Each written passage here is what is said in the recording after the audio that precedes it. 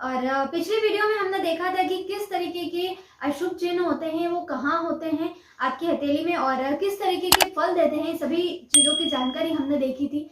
और इस वीडियो में हम देखने वाले हैं कि अगर आपकी हथेलियों में अशुभ चिन्ह बनते हैं तो वो कहाँ बनते हैं, किस तरीके के प्रभाव देते हैं। तो इस वीडियो में हम इन सब जानकारी के बारे में जानेंगे। तो चलिए शुरू करते हैं वीडियो और देखते हैं कि कौन कौन से वो अशुभ चिन्ह हैं। अगर आपके हाथ में भी ऐसे अशुभ चिन्ह हैं तो वो किस तरीके के प्रभाव देते हैं। तो चलिए शुरू करते हैं वीडियो। वैसे तो कई सारे अशुभ चिन्ह होते हैं, लेकिन हम जो है कुछ खास अशुभ चिन्हों के बारे में आज बात करेंगे, जो चिन्ह आपको अधिकतर लोगों के हाथों में ये नजर आते हैं। तो पहला हम जो अशुभ चिन्ह के बारे में बात करते हैं वो है क्रॉस का चिन्ह। तो क्रॉस का चिन्ह जो है अधिकतर हाथों में आपको नजर आ जाएगा और ये जो क्रॉस का चिन्ह है हाथ के जिस भी स्थान पर बनता है उसमें उसकी अशुभता में ये वृद्धि कर देगा और शुभ फल जो है उसमें ये कमी करेगा। लेकिन आपको एक बात याद रखना है कि अगर ये बृहस्पति पर्वत पर अगर आपका क्रॉस का चिन्ह बनता है तो ये बृहस्पति के गुणों में वृद्धि कर देगा, मतलब बृहस्पति के जो शुभ गुण है उसमें वृद्धि करेगा। ये सिर्फ हाथ के इसी स्थान पर शुभ फल देता है। अगर बृहस्पति के पर्वत पर अगर आपको क्रॉस का चिन्ह दिखता है तो ये गुरु से जुड़े जो जो भी भाव होते हैं उनमें ये वृद्धि कर देगा और जैसे धार्मिक जो चीज़ें हैं, धार्मिक गुणों में ये वृद्धि कर देगा। अगर ये उंगली के किसी भाग पर भी बनता है तब भी ये शुभ फल ही देता है। लेकिन अगर हम देखते हैं कि अगर शनि पर्वत पर ये क्रॉस का चिन्ह बनता है तो शनि का जो एरिया होता है उसको हम भाग्य का स्थान कहते हैं, धन का क्षेत्र कहते हैं। तो ये शनि का जो क्षेत्र है उसमें ये कमी करेगा, अशुभ फलों में वृद्धि करेगा और शुभ फलों में ये कमी करेगा। जैसे शनि के पर्वत पर अगर क्रॉस का चिन्ह बना हुआ है तो ये धन में कमी लेकर आएगा, भाग्य में कमी लेकर आएगा। और अगर ऐसा व्यक्ति शनि से जुड़ा हुआ कोई वर्क कर रहा है, कोई व्यापार कर रहा है तो उसमें उसको हानि होगी और व्यापार सफल नहीं होगा, काफ़ी उसको संघर्ष करना पड़ेगा, इस तरीके की प्रॉब्लम्स आएंगी। तो इसी ही तरह अगर किसी भी स्थान पर क्रॉस का चिन्ह बनता है तो उसमें अशुभ फलों में वृद्धि कर देगा और शुभ फलों में कमी करेगा। मान लेते हैं कि अगर बुध पर्वत पर अगर क्रॉस का चिन्ह बना हुआ है तो बुध का जो क्षेत्र है, बुध से जो है हम व्यापार देखते हैं। तो व्यापार में अगर कोई व्यक्ति व्यापार कर रहा है और उसके बुध क्षेत्र पर अगर क्रॉस का चिन्ह बना हुआ है तो उसका जो व्यापार है वो अच्छा नहीं चलेगा, काफ़ी परेशानियां आएंगी और वो व्यापार में सफल नहीं हो पाएगा। दूसरा हम अशुभ चिन्ह देखते हैं नक्षत्र चिन्ह। अब जो साइन है ये भी आपको अधिकतर लोगों के हाथों में नज़र आ जाएगा, लेकिन आपको सबसे पहले ये समझना होगा कि क्रॉस और नक्षत्र चिन्ह में क्या अंतर होता है। क्रॉस का जो चिन्ह है उसमें अगर एक लाइन भी एक्स्ट्रा जुड़ जाती है तो हम उसको नक्षत्र चिन्ह कहते हैं। अब एक लाइन भी एक्स्ट्रा हो सकती है, दो भी हो सकती है, तीन भी हो सकती है, इस तरीके से भी हम इसको नक्षत्र चिन्ह या स्टार का साइन कहते हैं। नक्षत्र जो चिन्ह है इसको भी हम अशुभ चिन्ह ही मानते हैं और ये भी हाथ के जिस भी स्थान पर बनता है उसमें अशुभ गुणों जो होते हैं उनमें उनको बढ़ा देगा। मान लेते हैं हम कि अगर सूर्य पर्वत पर नक्षत्र का चिन्ह आपको नज़र आता है तो ऐसे व्यक्ति की जो नौकरी होती है उसमें उसको काफ़ी परेशानी होती है, नौकरी उनकी ठीक ठाक नहीं चल पाती है और मान सम्मान में हानि पहुंचना और सूर्य से संबंधित जो जो भी गुण होते हैं उसके उसमें ये कमी लेकर आता है। अगर हम मान लेते हैं कि मंगल पर्वत पर अगर नक्षत्र का चिन्ह हो तो ऐसे व्यक्ति को गुस्सा अधिक आएगा। आप देखेंगे कि ऐसा व्यक्ति गुस्सा बहुत जल्दी हो जाता है और इस लेवल का उसको गुस्सा आता है कि वो सामने वाले को भी नहीं देखता है कि वो कौन है। तो अगर नक्षत्र चिन्ह अगर आपके हाथों में बनते हैं तो ये अशुभ चिन्ह ही अशुभ फल ही देते हैं और जिस भी स्थान पर बनेंगे उसके अशुभ फलों में ये बढ़ोतरी कर देंगे और शुभ फलों में ये कमी कर देंगे। तीसरा अशुभ चिन्ह हम देखते हैं द्वीप का चिन्ह। ये कुछ इस तरीके से बनता है ये चिन्ह।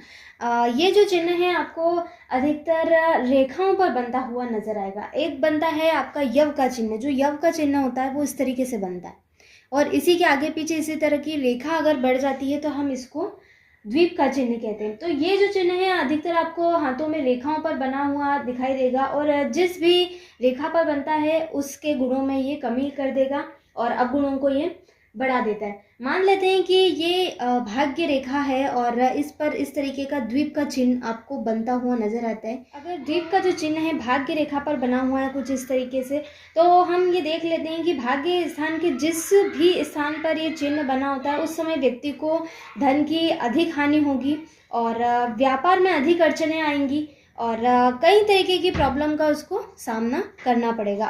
इस तरीके से आप एज देख सकते हैं और निकाल कर और आप पता कर सकते हैं कि किस एज में परेशानी आने वाली है।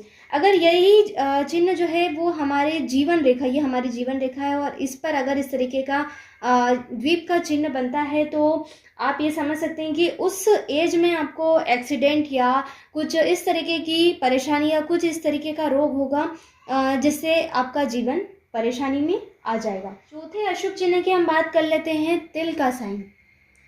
तिल का साइन अगर आपकी हथेली में है तो उसको शुभ नहीं माना जाता। वैसे तो काफ़ी लोग बोलते हैं कि अगर आपकी हथेली में तिल है तो वो काफ़ी शुभ होता है, अच्छी धन की प्राप्ति होती है, पर ऐसा नहीं है। अगर आपका चिन्ह तिल का जो चिन्ह है अगर छुपा हुआ है तो वो काफ़ी अच्छा माना जाएगा और दिखता है तो वो अशुभ माना जाता है। मान लेते हैं कि तिल का जो साइन है वो आपकी शुक्र पर्वत पर बना हुआ है। वैसे ये इसमें भी यही है कि जिस भी स्थान पर बनेगा उस चीज़ की अशुभता में बढ़ोतरी करेगा और शुभ फलों में कमी करेगा। अगर आपके शुक्र पर्वत पर तिल बना हुआ है तो ये आपकी जो लव लाइफ है, आपका जो प्रेम संबंध है उसमें ये कमी करेगा। नेक्स्ट हम देखते हैं जाली का साइन। यानी जाली का साइन कुछ इस तरीके से बनता है कि कुछ 3 या 3 से ज़्यादा आपको आड़ी रेखाएं दिखाई देंगी और कुछ आपको खड़ी रेखाएं दिखाई देंगी। तो इस तरीके से जाली का चिन्ह बनता है। जाली जैसे आप नाम से समझ पा रहे होंगे, जाली यानी जेल के योग बनना। लेकिन हम सिर्फ जाली का चिन्ह देखकर ये नहीं बता सकते हैं कि इस व्यक्ति को जेल के योग है। हाथ में आपको अन्य अशुभ स्थितियों को भी देखना होगा, उसके बाद ही हम डिसीजन ले सकते हैं। जैसे कि अशुभ चिन्ह जो हैं वो कहीं भी किसी भी पर्वत या किसी भी रेखा पर बनते हैं तो उनके गुणों को वो समाप्त कर देगा।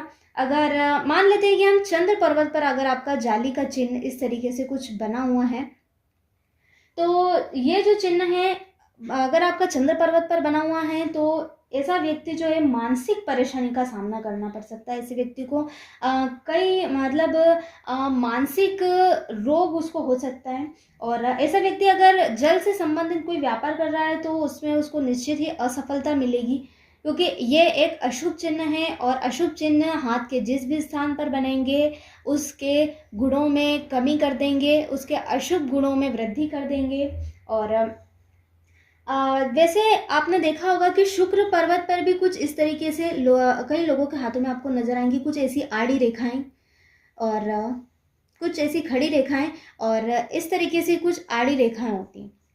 तो इसको हम जाली का साइन नहीं बोलेंगे, क्योंकि ये जो रेखाएं होती हैं ये आपको अधिकतर लोगों के हाथों में नजर आ जाएंगी। ये जो रेखाएं होती है इन रेखा को हम चिंतन रेखा भी कहते हैं। चिंतन रेखा भी बोलते हैं। और ऐसे व्यक्ति अधिक सोचता है, अधिक सोच के अपना डिसीजन लेता है। तो ये भी काफ़ी अच्छी रेखाएं नहीं होती हैं, लेकिन इन्हें हम जाली का साइन नहीं कहते हैं। तो हमने कुछ अशुभ चिन्हों के बारे में जाना और ये 5 अशुभ चिन्ह थे। वैसे तो कई सारे अशुभ चिन्ह होते हैं पर हमने सिर्फ उन्हीं को देखा है जो आपको अधिकतर हाथों में नजर आए। ये अशुभ चिन्ह अगर आपके हाथ में बन रहे हैं तो आपको ज़्यादा टेंशन नहीं लेना है, क्योंकि ये जो चिन्ह होते हैं ये गायब होते हैं धीरे धीरे और बनते भी हैं और गायब भी होते हैं। ये चिन्ह हमेशा परमानेंट नहीं होते हैं, तो आपको लोड नहीं लेना है। ये कुछ अशुभ चिन्ह थे जिनके बारे में हमने जाना, ये कहाँ होते हैं, किस आकृति के होते हैं, इन सभी के बारे में हमने जानकारी ली है। और अगर आपको ये वीडियो पसंद आई हो तो प्लीज़ लाइक कीजिए, शेयर कीजिए और अगर आपने मेरे चैनल को सब्सक्राइब नहीं किया है तो सब्सक्राइब कीजिए। बेल आइकन को प्रेस करना ना भूलें ताकि आपके पास मेरा नोटिफिकेशन जल्दी पहुंच सके। तो मिलेंगे नेक्स्ट वीडियो में एक अच्छे टॉपिक के साथ, तब तक अपना ख्याल रखिए। Thank you.